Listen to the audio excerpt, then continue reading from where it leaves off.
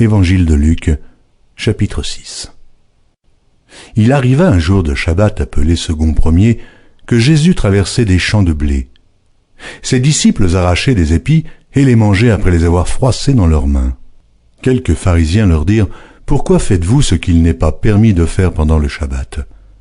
Jésus leur répondit « N'avez-vous pas lu ce que fit David lorsqu'il eut faim, lui, et ceux qui étaient avec lui ?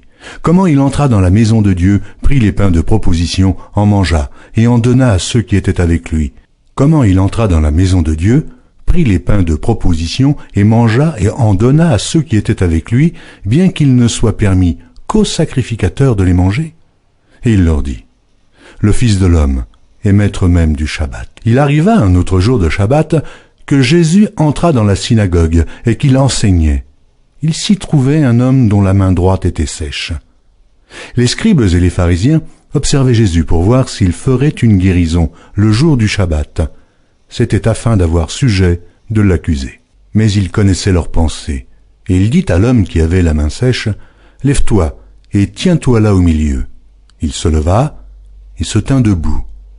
Et Jésus leur dit, « Je vous demande s'il est permis le jour du Shabbat de faire du bien ou de faire du mal, de sauver une personne ou de la tuer. » Alors, promenant ses regards sur eux tous, il dit à l'homme, « Étends ta main. » Il le fit, et sa main fut guérie. Ils furent remplis de fureur, et ils se consultèrent pour savoir ce qu'ils feraient à Jésus. En ce temps-là, Jésus se rendit sur la montagne pour prier, et il passa toute la nuit à prier Dieu. Quand le jour parut, il appela ses disciples, et il en choisit 12, auxquels il donna le nom d'apôtres.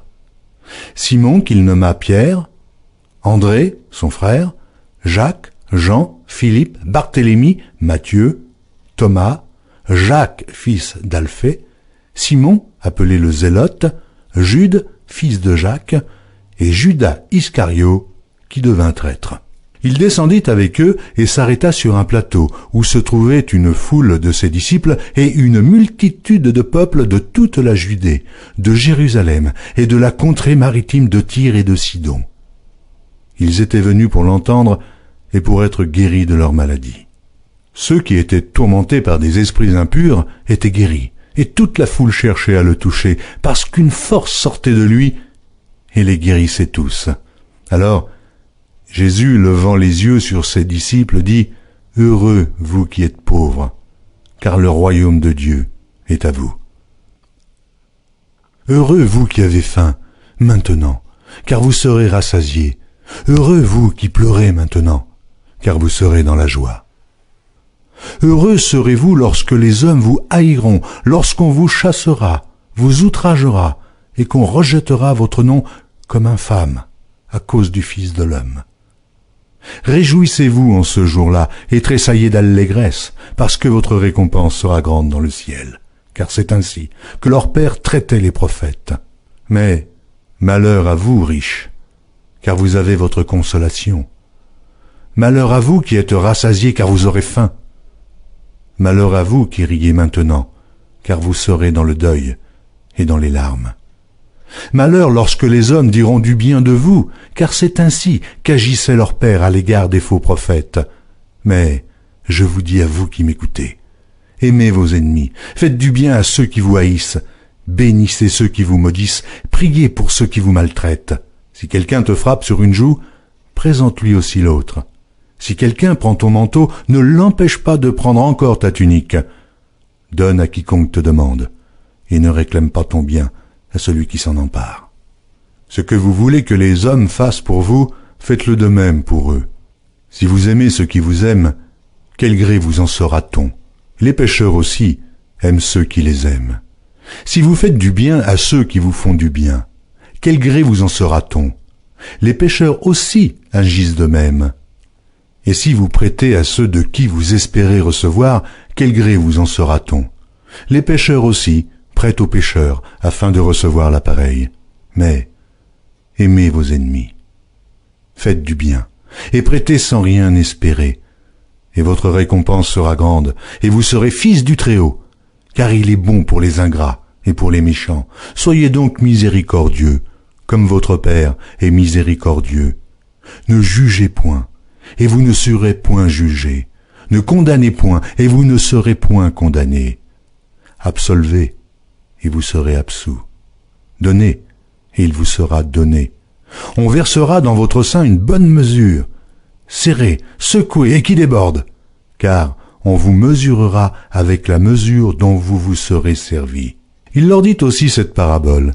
Un aveugle peut-il conduire un aveugle? Ne tomberont-ils pas tous deux dans une fosse? Le disciple n'est pas plus que le maître. Mais tout disciple accompli sera comme son maître. Pourquoi vois-tu la paille qui est dans l'œil de ton frère, et n'aperçois-tu pas la poutre qui est dans ton œil? Ou, comment peux-tu dire à ton frère, « Frère, laisse-moi ôter la paille qui est dans ton œil, toi qui ne vois pas la poutre qui est dans le tien ?» Hypocrite, ôte premièrement la poutre de ton œil, et alors tu verras comment ôter la paille qui est dans l'œil de ton frère. Ce n'est pas un bon arbre qui porte du mauvais fruit, ni un mauvais arbre qui porte du bon fruit, car chaque arbre se connaît à son fruit. On ne cueille pas des figues sur des épines, et l'on ne vendange pas des raisins sur des ronces. L'homme bon tire de bonnes choses du bon trésor de son cœur, et le méchant tire de mauvaises choses de son mauvais trésor, car c'est de l'abondance du cœur que la bouche parle. Pourquoi m'appelez-vous Seigneur, Seigneur, et ne faites pas ce que je dis?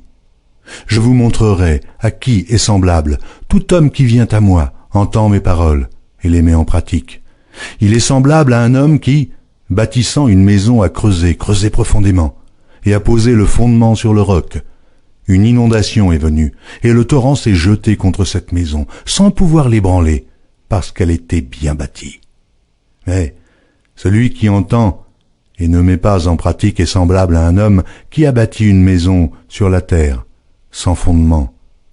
Le torrent s'est jeté contre elle, aussitôt elle est tombée, et la ruine de cette maison a été grande.